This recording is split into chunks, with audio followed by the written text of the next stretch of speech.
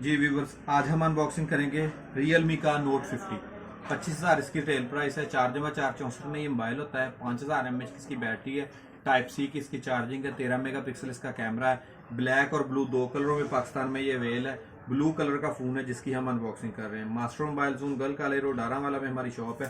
तमाम कंपनीज के mobile wholesale rate पे हमारे पास दस्तियाब होते हैं। ये हमारा फोन अनबॉक्स हो गया। ये चेक करें, बहुत ही खूबसूरत इसका डिजाइन है।